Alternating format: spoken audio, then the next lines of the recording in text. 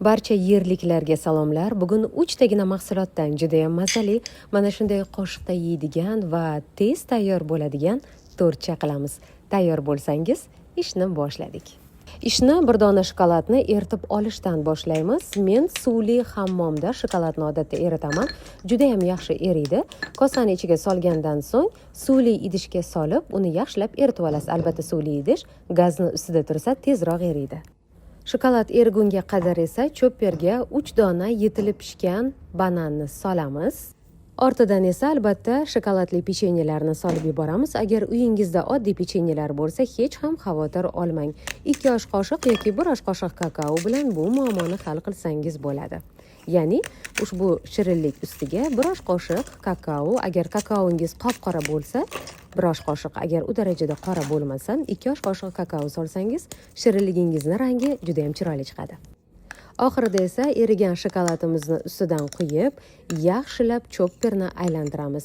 Ya'ni bir xil massa bo'lishi lozim. Agar mabodo uyingizda chopper bo'lmasa, bemalol katta blenderdan foydalansangiz bo'ladi. Lekin qo'l blenderi bu masalliqlarni maydalay olmaydi. Aytgancha, men odatda shirinliklarim uchun kakao miqdori 70% dan yuqori bo'lgan shokoladlardan foydalanaman, chunki bu shokoladlarning kaloriyasi kam, foydasi esa yuqori bo'ladi.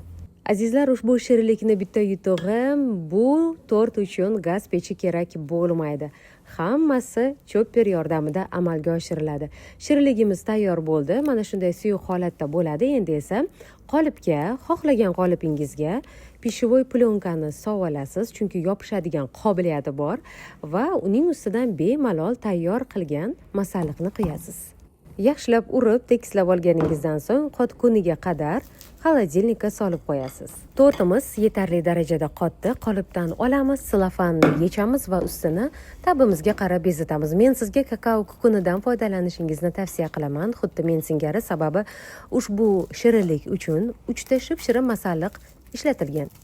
Shu sababdan ustiga kakao kukunini solsangiz, uni shirasi keragidan ortiq me'daga tegmaydi. Agar shokolad pastasi yoki shokoladni eritib qo'ysangiz, juda ham shirin bo'ladi va tezda me'dangizga tegadi. Bezatib olganimizdan so'ng chiroyli qilib kesamiz, tarelkalarga solamiz, o'zimiz ham iste'mol qilamiz, oila a'zolarimizga ham beramiz, asosiysi yerliklarga ham ulashib qo'yamiz.